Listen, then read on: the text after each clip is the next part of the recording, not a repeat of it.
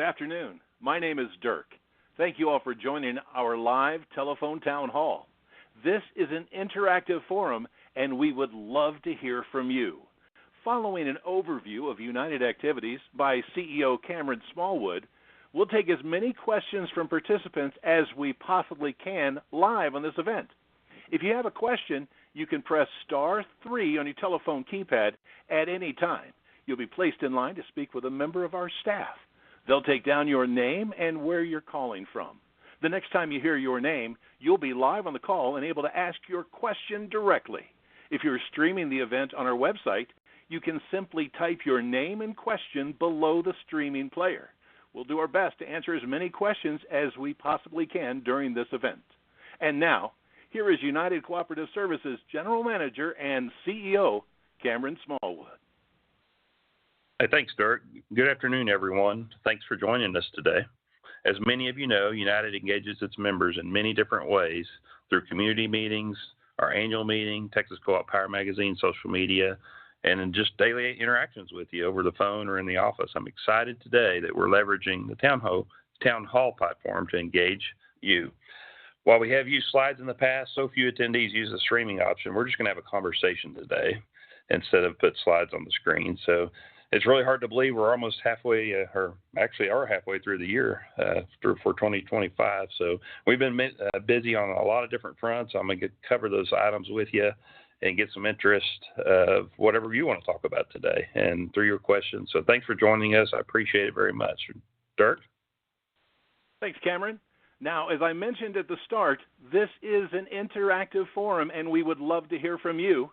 So we're going to be taking as many questions for participants on the phone and online as we possibly can. So if you have a question, you can press *3 on your telephone keypad at any time. You'll be placed in line to speak with a member of our staff. We'll take down your name and where you're calling from. Then the next time you hear your name, you will be live on the call and able to ask your question directly. Remember, if you're streaming the event online, you can simply type your name and question right below the streaming player. We'll do our best to answer as many questions as we possibly can. But if we're not able to address your question today, please leave us a voicemail at the end of the event by simply remaining on the line and listening for the tone. Or you can call our office at 817-556-4000. Again, if you have any questions, please press *3 on your telephone keypad or type your question right below the streaming player. Cameron? Thanks, Dirk. Thanks again for everybody that's joined us, either called in or stuck on the phone by the call that we just made. We appreciate you taking time to listen to your cooperative.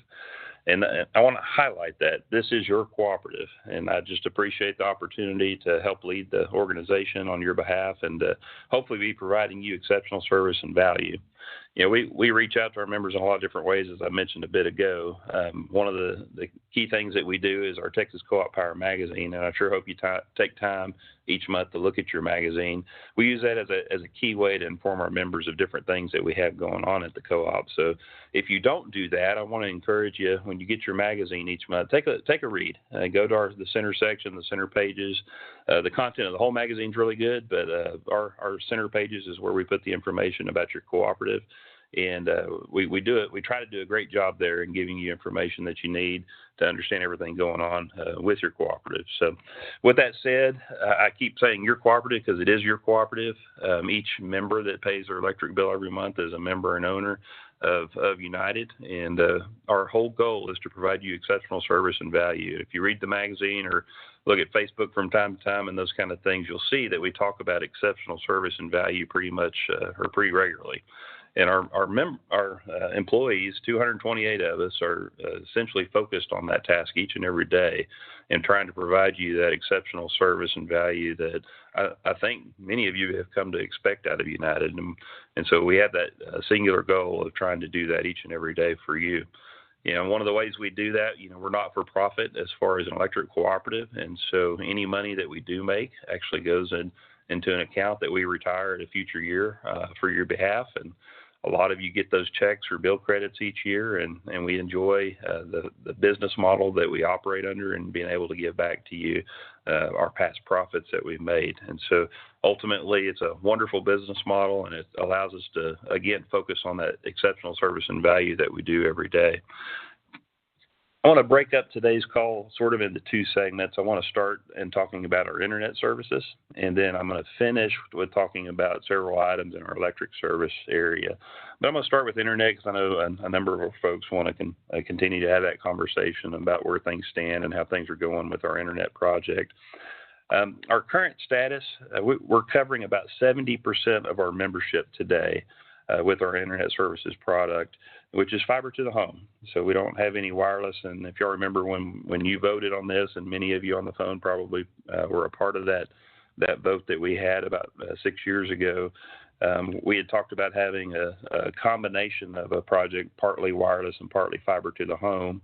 And after a few years of testing the wireless, we decided not to go that route and made a decision to try to take fiber to everywhere in our system. And we've executed that, and we're up to about 70% of our members are covered with the fiber now. Interestingly, we started about a year and a half or so ago to do an ACSI scoring survey with our members. And what is that? That's the American Customer Satisfaction Index. And that is basically a report card. You answer some questions when you get a survey, and these are now done by email. A long time ago, they were done by telephone, but those come by email now. And when those emails come, I appreciate those members that take the time to fill out that survey because it gives us a report card and lets us know how we're doing. And the last 2 quarters that we've sent those out to you for internet, you have scored us a 94. And that's an amazing score. It's actually the top score. I've never heard any other ISP in the country get a 94 on their ACSI.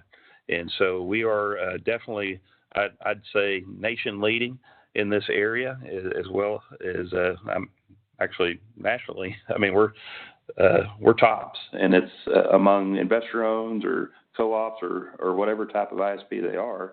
I've not heard that score from anybody, and that's what we're able to produce for you. And so I believe we're providing that exceptional service and value over that product. You know, we spent about $290 million so far on your behalf to get this service out to you, and we've got a little ways to go. I want to give you an update sort of where we're at as far as completing the project. You know, I mentioned that we're about 70% covered, which means we got about 30% of our members that we haven't covered yet that we plan to. Because we shifted the model to an all-fiber project, we've had some challenges from a financial standpoint of moving at the same pace that we had moved originally. It's really expensive to bring fiber to every location in our territory, especially those most rural areas, which is pretty much what we have left in our system. And but we haven't given up, and we're still working forward or moving forward to get that accomplished. And we have plans to complete that project. Now, to do that, we've done a number of things. We've been working basically for the last year and a half to attempt to get some federal funding in our most rural areas through a program called BEAD.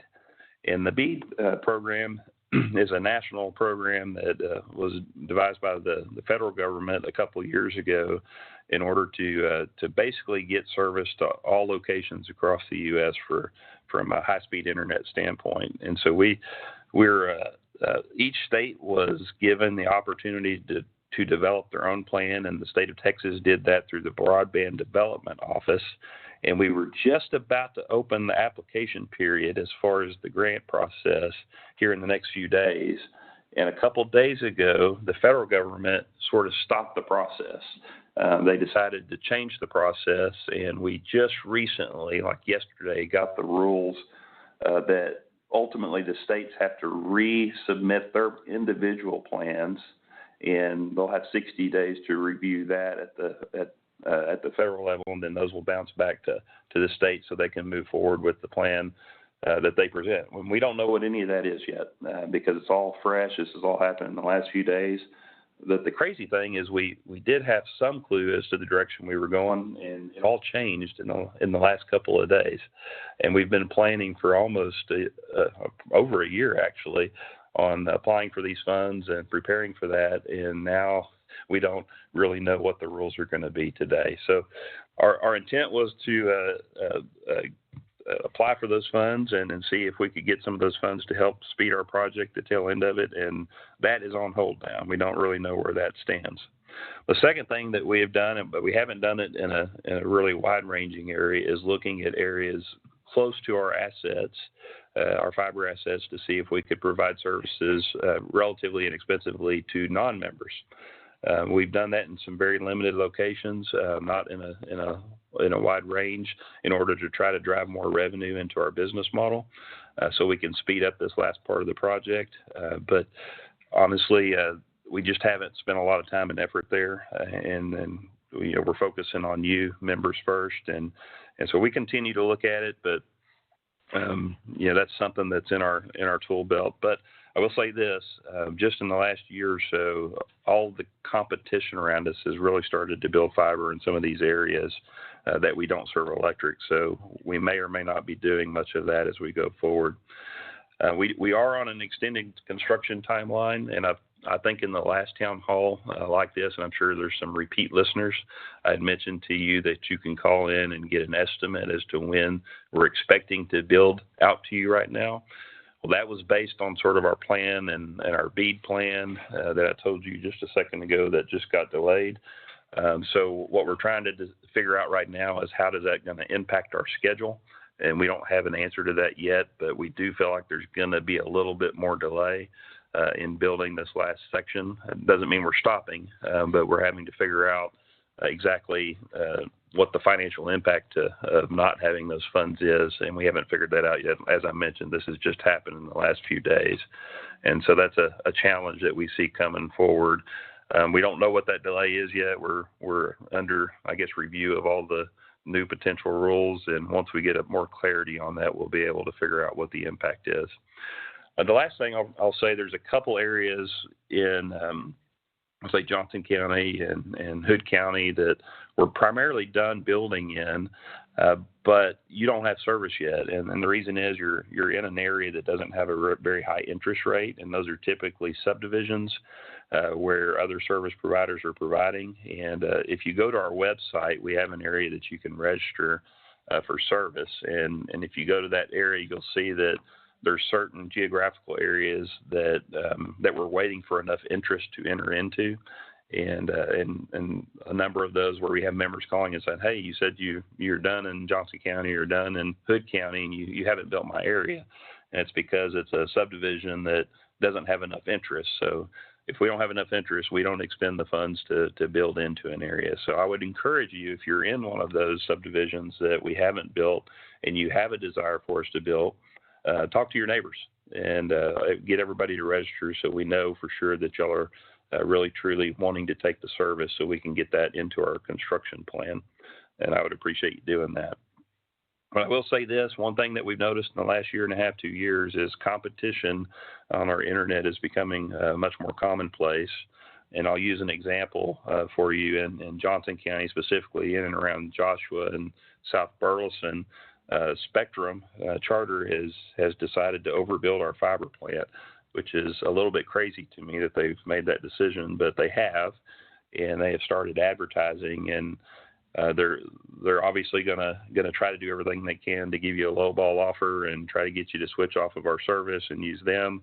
But folks, I'll tell you, once you're with them for a little bit, their price is going to be at or above ours, and the service isn't going to be anything like ours. And that's something that you should consider before you make a move to switch to them or any other competitor that we have. There's a reason we're scoring a 94 on our ACSI, and it's because we're giving the best service possible for internet.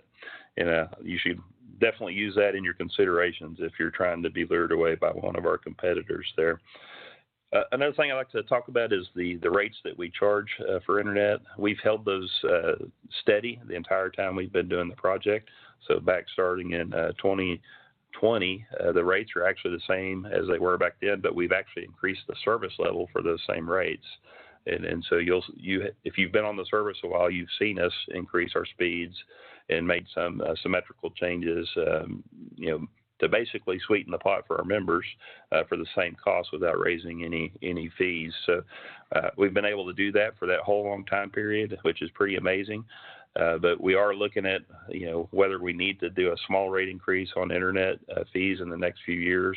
We haven't made any final decisions on that, but one thing that we've talked about is if we do it, they're going to be relatively small, probably at $5 a month, something like that. But we haven't made any decisions. It's just to put it on your radar that we are talking about it right now. As you are very aware, cost of everything has gone up tremendously in the last 5 years, and we've actually not increased those rates at all. So that's something that we've been paying attention to very closely. And, a few things on our future service of internet. We can provide speeds higher than a gig. We don't really see a need for it. And as we look across the country and those plans that are being offered by ISPs, we're not seeing very high take rates of those really high speeds. So while we can do it and our technology allows it, we just haven't seen the need for it. But in the future, I'm sure we will offer higher speed plans, 2 gig, 5 gig, 10 gig. But we just don't really see the need for it today. But it's coming, and we will make that available once we see the need for it. The second thing is we're looking at additional products that rely on our system that we can provide to you and provide additional value to you as members. We haven't made any final decisions on that, but just one example is we know a lot of our members like their outdoor areas or their outdoor barns and things like that, and you might want reliable service outdoors. And so we're looking at some products that would assist you there, as well as smart home and other options for you as we go forward. But stay tuned on that. We'll definitely be providing you more information as we go forward. I'm going to shift to some electric topics, but I want to remind you that you can hit *3 on your phone to ask a question, and it'll send you to a rep. And we'll get to those questions here in a little bit. So I'm going to shift to electric. I'm going to talk about a few different things. The current status of your electric cooperative. We recently surpassed $1 billion in assets, and I don't know if that means anything to anybody, but we're not a small company. And when you talk about $1 billion on your balance sheet, that's a pretty significant investment that all of you have in your electric cooperative. We're continuing to grow. We have 108,000 electric meters, and our growth is continuing in near 4%, which is significant. And it's something that we've been paying very close attention to as costs have gone up for everything that we buy and install. Last year, you're aware that we did a small rate increase on the electric rates. That was put in place in November. And one of the things that we asked our consultants that helped us with the rate increase to review is our line extension policy. And what does that mean? That's when a new consumer, a new member adds to our system, we give them a certain amount of allowance to add to the system, and then they have to pay the remaining portion to connect if it's above that in what we call contribution and aid for construction. And the reason I'm bringing it up is because we have made some shifts in that policy related to how we handle new growth. And we've done that in an attempt to make sure that the current members are not subsidizing the future members that are being added to our system. And it more closely aligns with the rate study that we just completed. So for just a regular farmhouse, not a lot has changed. And so those folks haven't really been affected too much. Where it's really affected more is the developments. And so we are working with a number of developers that have large, let's say, housing developments, et cetera, that kind of stuff that are seeing a little bit of cost increase over what they've seen with us in the past. But we're doing it to be fair to everybody. And we have to be fair to our existing members as we add new members to the system. And so we're very sensitive to that. To try to keep our rates as under control and fair as we can as we go forward. As far as serving you into the future, I'm sure you've been paying attention to our Co-op Power magazine and social media and our discussions about our office facilities.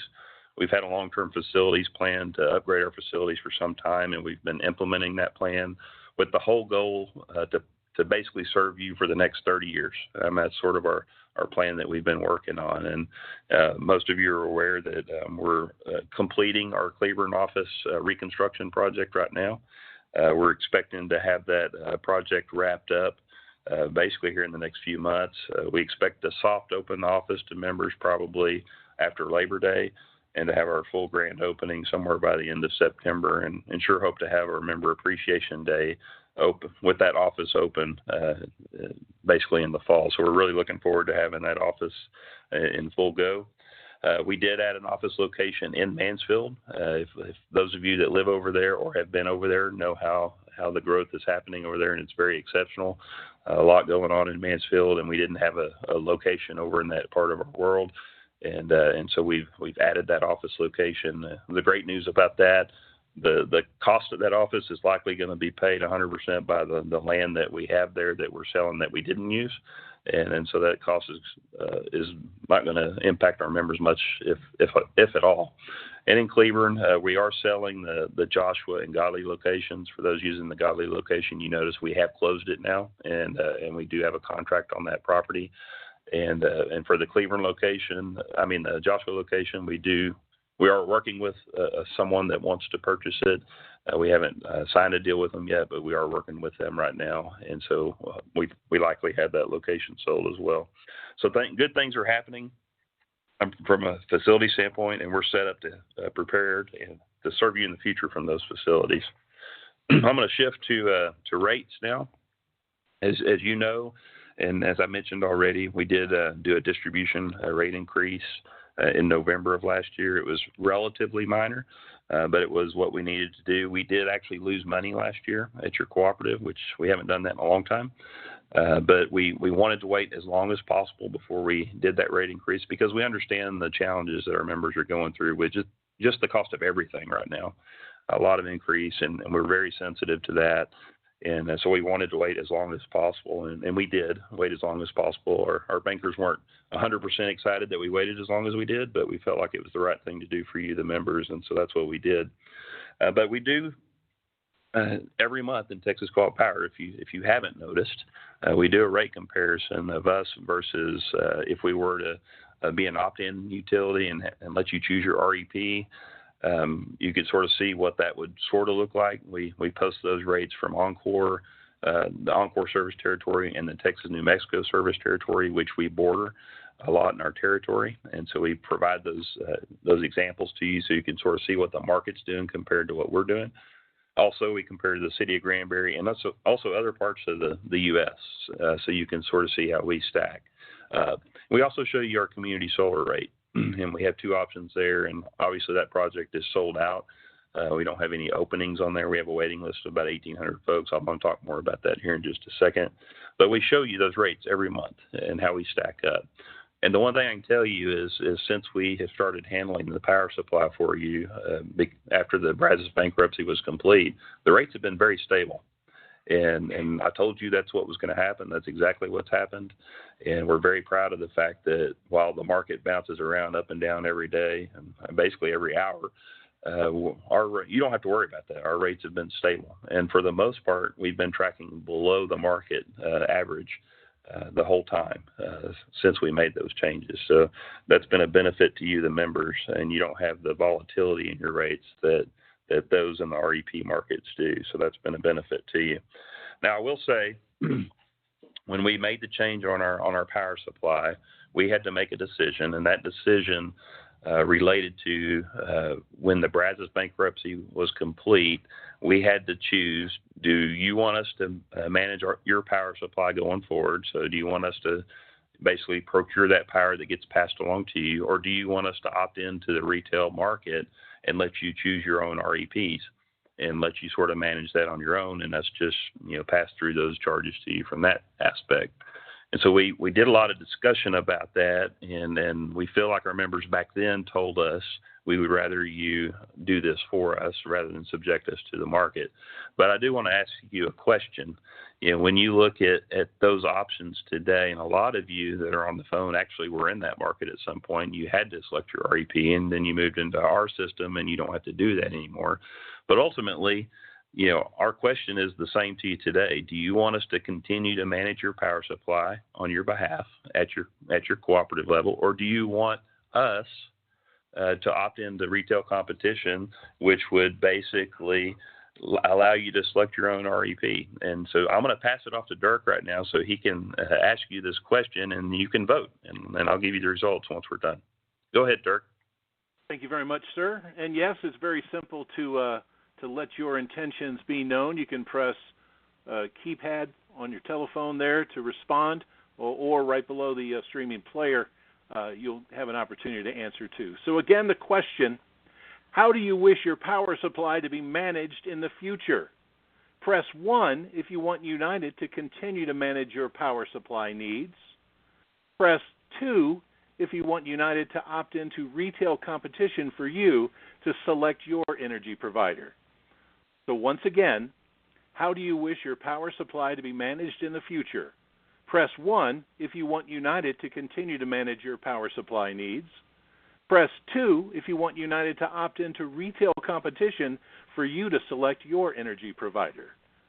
The folks are responding. Thank you very much. Cameron, back to you, sir. Thanks, Dirk. And I'm looking at these answers real quick. Of all the responses, we've had, okay, the numbers are changing on me a little bit. So as of this moment, when I'm reading it to you, it's probably going to change the minute I start talking, is 447 of you have voted on this. Now 471.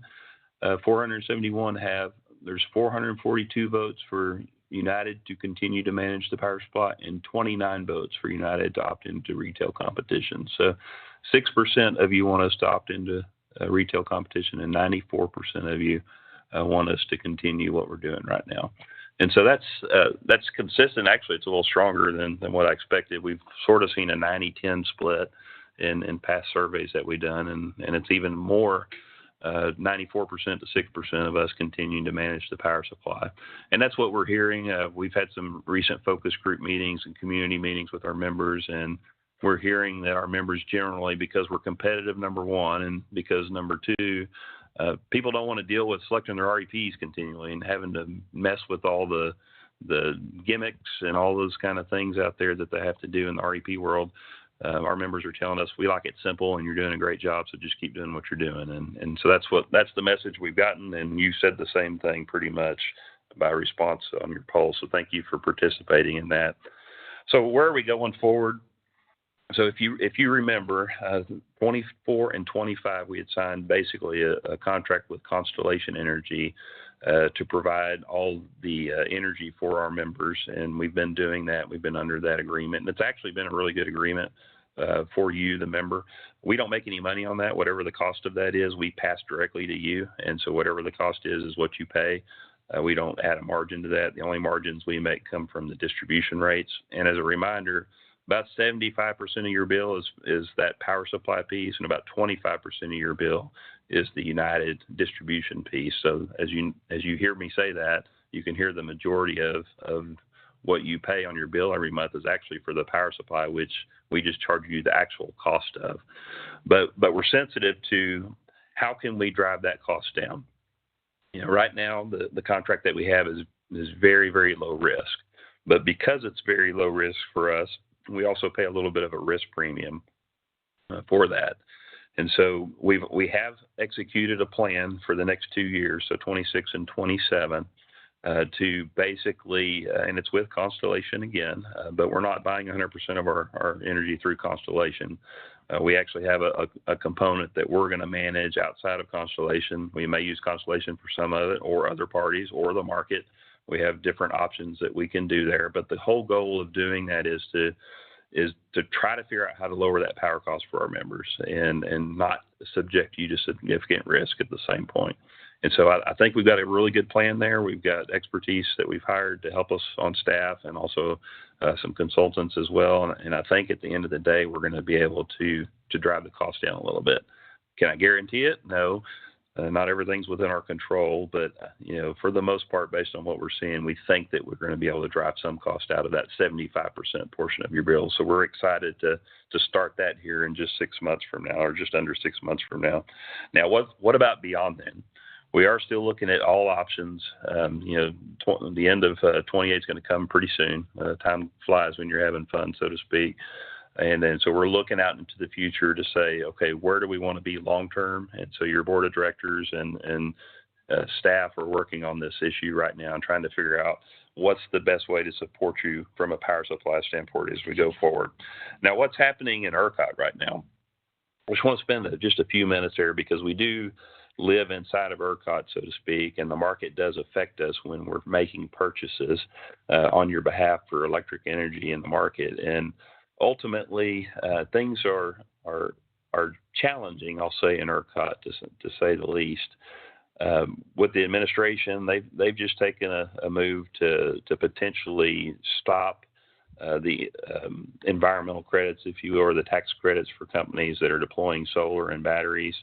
And we don't know what impact that's going to have on the ERCOT market, but I can tell you most of the generation resources that were supposed to be added in the years to come were renewables and batteries. And now that the tax credit's likely not going to be there with the new appropriations work that is going on in our federal government, that's actually going to affect the ERCOT market probably pretty negatively from a capacity standpoint, which is going to drive price up. So what you're going to see in the REPs is you're going to see there's going to be reactions to that, and you're going to see the market react to that, and ultimately price impacts are going to be negative. In other words, not good for consumers in ERCOT. We're going to do everything we can to manage around that as we go forward. And again, I think we're in a pretty good spot right now, but ERCOT's got that challenge. And let's add one more challenge. If you've read any of the press and publications relating to the electric utility industry, you'll see that we're expected to grow a lot. Well, that's not a story that's normal for us. It's been actually a story of decline in the last several years and actually decades. But data centers are sort of the new thing. And so as the AI world, the artificial intelligence world rolls in, basically that world needs a lot of new computing in order for it to move forward. And who's going to provide that computing? Well, it's data centers. The data centers, in order to do that, need a lot of electric energy. And so that's creating some challenges across the U.S. right now as these data centers come onto the system. They're basically soaking up all the extra energy that we did have. And ultimately, we got to figure out what to do about that as we go forward. I'm not sure the answers to that. Texas is going to deal with it too. We've got a tremendous amount of data centers talking to us. We're being very careful about how we manage that process on behalf of the membership as a whole. But they could provide some value to spread cost, cooperative cost across, and help keep our rates where we want them to be. So I think it's a good thing for us to look at, but it does create some challenges for our whole market as we go forward. I'm going to switch to my last topic of solar energy. Y'all are aware that we do have a community solar project. That project's been sold out for some time. We do have a plan to try to expand that, but our issue has been we haven't found any more solar availability to add to our community solar program without raising the cost of that program, which would mean the members on it would have less savings. And so we really don't want to make a change that would take savings away from our members. And I think everybody that's on the program appreciates that. Those of you that aren't on the program probably would like to still be on it. But in the end, we want to be real sensitive to all those that are using it. I think we got almost 8,000 folks on the program now. We want to make sure that those 8,000 continue to have the savings that they've been having. As far as a waiting list, we do have a waiting list. It's about 1,800, and it's staying about there. So as people roll off the program because they move out of our territory, et cetera, we basically take the first sign-ups, if you will, and we move them into the program. And so over time, folks are getting on the program as they sign up. It's just taking a little bit of time as folks leave our territory and make those available for other members. So if you want to be on it, definitely sign up. It has provided savings. But we're going to continue to push forward and try to find competitively priced solar to add to that program. And we've got a project this year that we're about to release to try to find that yet again. We've tried every year for the last several years, and we haven't found any. But we're going to continue on that task. Last thing I'll bring up, and we'll get into questions. We've been asking our community meeting and focus groups that we've been talking to here lately, did you know that we install home solar? And it's very few of our members actually know that. Well, in Texas Co-op Power, we've told you on a couple of occasions that we're actually in the installation business for home solar. But we're not doing it necessarily to make a profit. We're doing it to protect our members. We've seen a tremendous amount of our members get taken advantage of when it comes to installing solar on their homes. And it's really just honestly just made us irritated to the point that we've said, we can do better than this. And guess what? We can. And we can actually do it quite a bit cheaper. So if a member wants to put solar on their home, you need to call the co-op. We're going to tell you exactly how much it's going to cost. We're going to show you basically the financial aspects of doing it and give you the truth. And then you can make a knowledgeable decision. If you want to move forward, we'll do it for you and help you maintain it going forward. Now I'll say this. We've done 150 proposals to members since we started this program, and only 3 folks have chosen to move forward. And it's not because we're the most expensive option. It's because we're giving the true information as to what's going to happen once the solar's installed on your roof. And most members, when they see the true information, they say, this isn't going to work financially, is it? And then we're just giving the truth. But we still have members that want to go forward, and we've got some very happy members that have got new installations from us, and it's gone really well. So if you're one of those folks, please reach out to us. We'd love to talk to you about our solar program for your home or for your farm or your business. We'd love to help you there.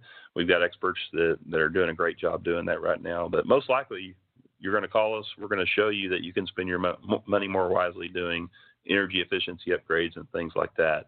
So I'm going to stop there so we have some time for questions, and I'm going to turn it over to Dirk so you can start the question process. Thank y'all for listening. All right, don't forget, if you've got a question you'd like to ask and you've joined us on the phone, just press *3 on your telephone keypad to enter the question queue. Again, please press *3 on your telephone keypad if you have a question you'd like to ask. And if you've listened online, you can type your name and question right below the streaming player. And let's get our first caller question. We've got Steve joining us now. Steve, welcome to the call. You are live. Go ahead with your question for Cameron. Yeah, you kind of touched on it earlier. My call was specifically about the fiber internet. So we moved into a subdivision here about 4 months ago, and y'all had service in here, but you had to string our house, which was fine. Everything went well with that.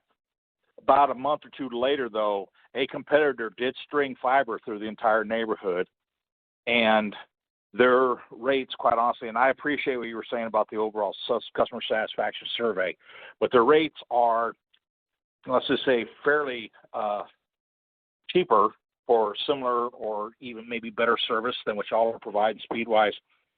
My question is specifically, those areas where you do have a direct competitor coming in, are you going to potentially look at some possible price adjusting to stay more competitive in that regard?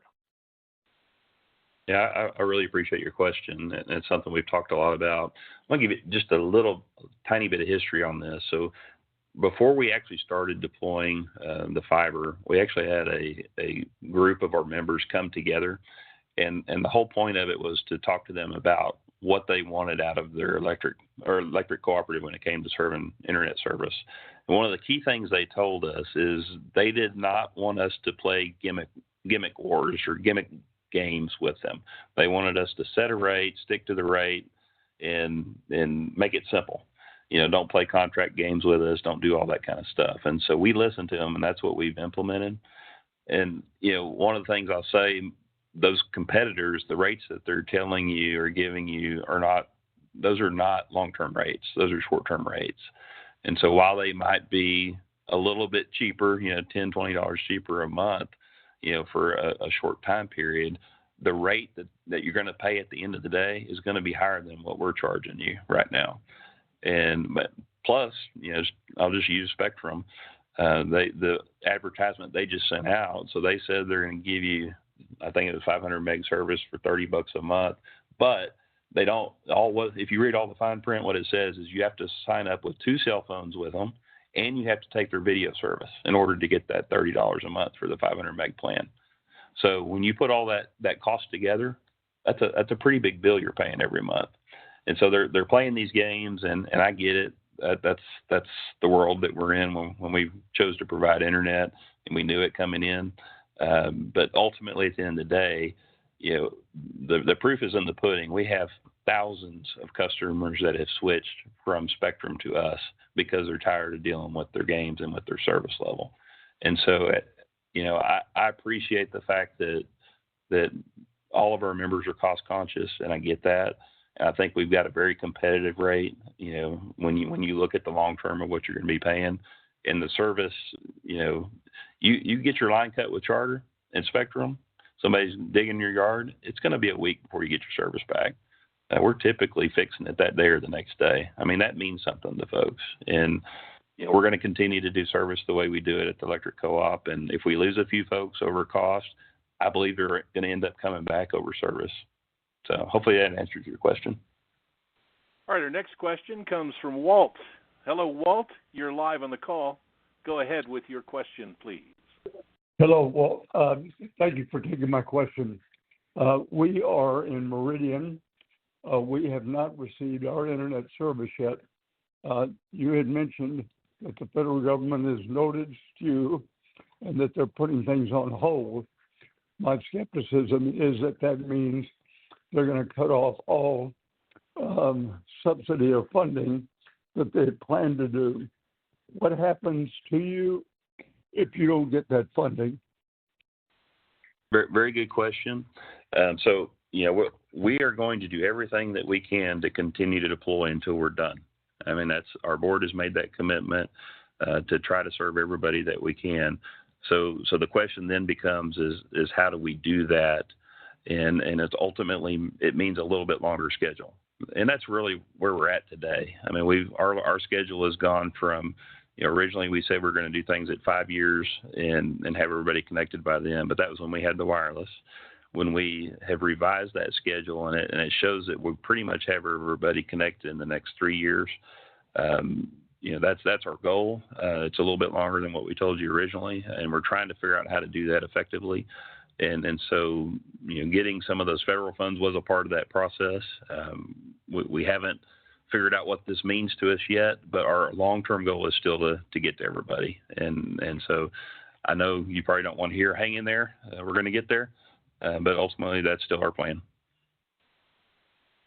If you have a question you'd like to ask on this call, simply press *3 on your telephone keypad to enter the question queue. Now we've got Andrew joining us. Andrew, welcome. Go ahead with your question, please. Yes, hello. Thanks for holding the meeting. I heard it mentioned by one of the speakers that ERCOT has passed some sort of a requirement for capacity addition to be in renewables. Can you just give me the source of that requirement? Yeah, there isn't a requirement of that. If I inferred that, I didn't mean to infer that. No, the only real generation additions that are in the ERCOT queue, for the most part, is renewables today.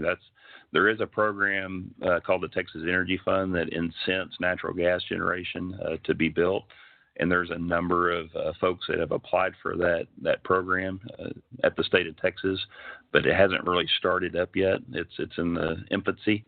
Outside of that program, there's maybe one or two natural gas plants that are on the books, which isn't a great situation for ERCOT. But there is no mandate for ERCOT to install renewables. Next, we've got Stephen. Stephen, welcome to the call. We've got Cameron listening to your question. Matter of fact, everybody on the call is listening. Go ahead with your question, please.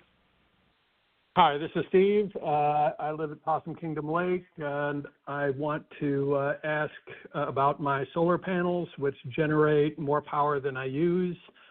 For example, in the last 30-day period, per my bill, I've generated 1,166 kilowatt hours over a 30-day period and used only 240 kilowatt hours. So I have an ending banked balance showing $115.84.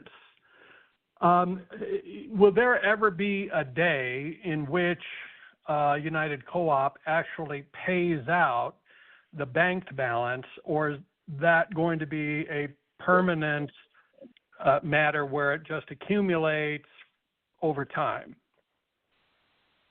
Great question. You're probably relatively new to our program. We actually settle that annually.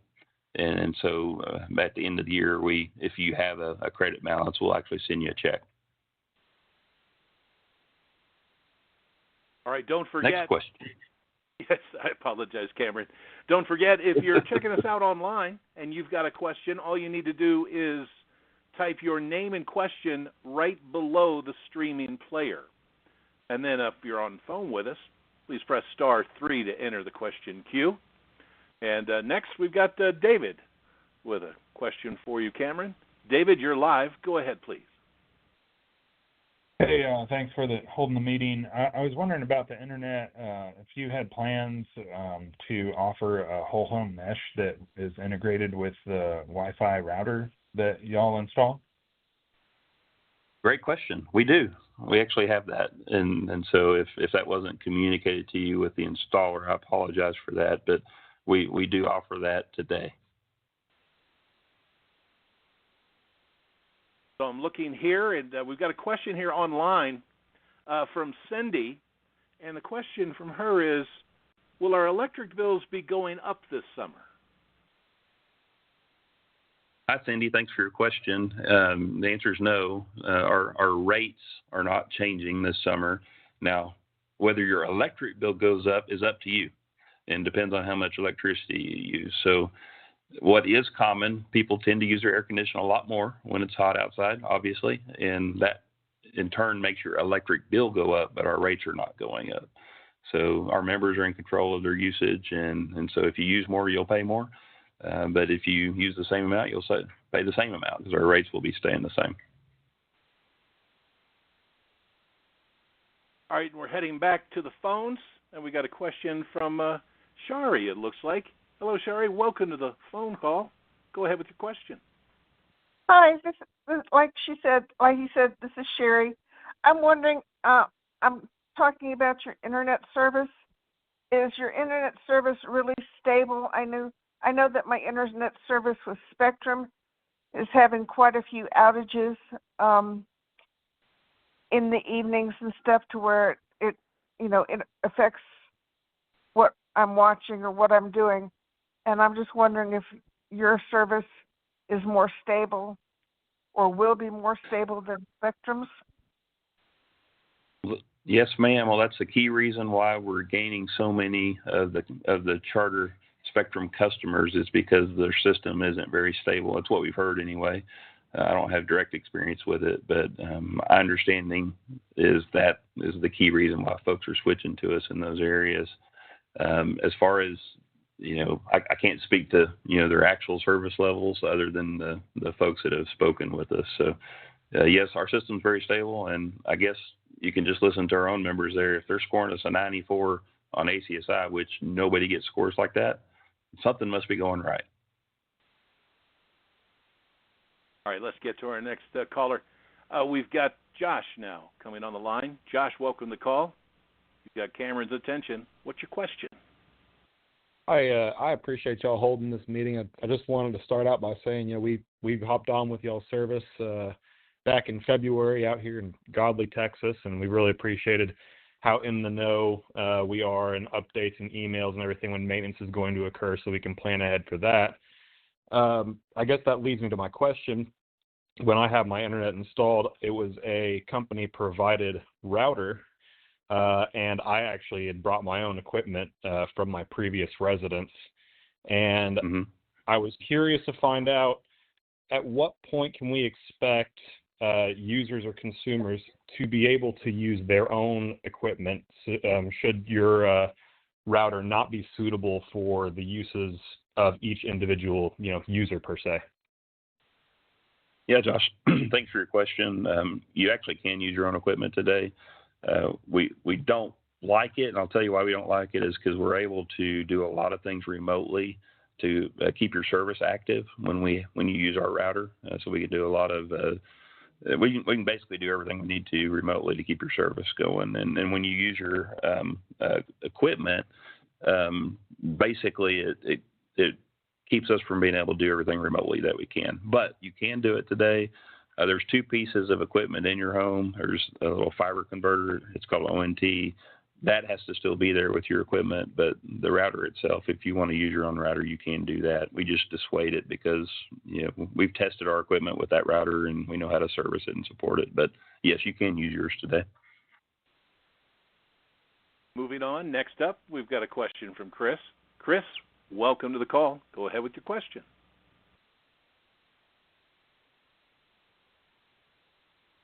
Hello, Chris. Sounds like we've lost Chris. Yep, I do believe that. We'll move on here, hopefully get Chris back. We've got, next up, Jonathan joining us on the line. Jonathan, you are live. Go ahead now, sir. Yes, sir. So had a representative come out about 3 weeks ago offering solar panels from United Co-op. His intent was, basically he explained that we will be renting the solar panels from United Co-op. However, energy that's, an overusage will be provided back to either the members in the residence or, it'll go back into the grid. My thing is, it sounds too good to be true, so I just want to get the ins and out on, I'm figuring we're just paying for the rental of the equipment, and then hopefully by the end of the year, we would see a decline in maybe our electric bill. It's a great question, but here's the bad news for you. That's some kind of scamming kind of thing, because we do not do any door-to-door sales on anything actually today. So if somebody came representing that they were from us, that's not us. We don't do that. So we don't lease those. We just basically sell the systems. We don't finance them today. And so anything that was said along those lines was inaccurate and in an attempt to get you to do something that you shouldn't, that you don't want to do. Sorry that it happened to you. All right, let's do another online question. This one's from Perrette, who's asking, what is the status of the member payback for the Brazos bankruptcy? But it's an interesting question. There's not a member payback, so to speak, from the bankruptcy. When we went through the bankruptcy process, if you remember, everyone had a bill to pay, if you will. All the Brazos members did, and so we all owed a bill to a lot of different parties through the bankruptcy, which we did pay. We got about $100 and something million discount going through the bankruptcy process on what we were supposed to pay. We did borrow money from the bond market to pay that bill, and that is included in your power supply cost monthly on your electric bill, and will be for some time. But we were never supposed to get a payment from the Brazos bankruptcy. Back to the phones. We've got a question from Wanda. Hi, Wanda. Welcome. Go ahead with your question, please. Hello, Wanda. Lost Wanda. Just a quick note. With a number of people who've got questions that have been waiting in the queue, just a little more patience, please. We are trying to get to everybody. Just like next, we've got a question from Donnie. Donnie, you are live on the call. Go ahead now. Yeah, so I'm interested. I have a farm in Erath County, and in the past I've worked in the solar and wind industry. And so where would I go with the co-op to possibly do some kind of partnering or something to set up a small solar or battery storage area, not the size for on your house, but a little bit bigger, staying under the 10 megawatts, so, not to deal with ERCOT, but something that would benefit the co-op and myself both. Yeah, be honest with you, with the tax credit situation that's about to happen, there's probably not a world where that's going to work for you. But I can tell you those projects, to build something out at that scale is in the tens of millions of dollars, and I'm not sure you want to take something on like that. We United, we have two projects like that, but we don't own either of them or contracted on those, and so there's other owners that are involved in that we have long-term contracts with. So from our standpoint, we don't currently have plans to deploy those kind of assets on our own and own those on our own. So I didn't answer your question who to tell you to go to, but ultimately I don't think there's probably anybody that's going to take on a project like that based on the situation with the federal government right now. So looking at the clock, it looks like we have time for just one more question, and that honor goes to Joseph. Joseph, you are live on the call. Go ahead with your question, please.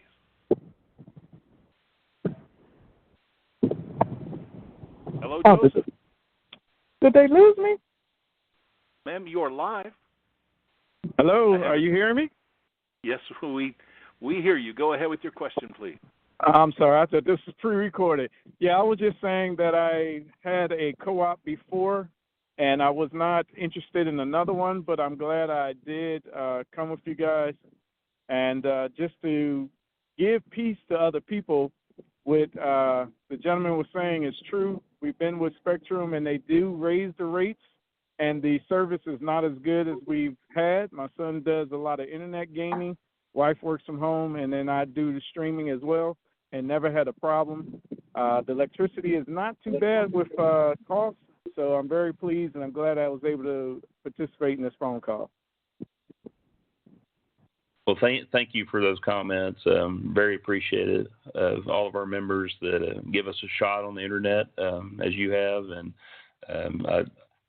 I don't lie to you when I tell you what I tell you. I'm telling you from our experiences and what we're dealing with our members and such. So we're always transparent here at the co-op and want to give you exactly what we know and what we've learned, and that's what we do. We're here for you, the members.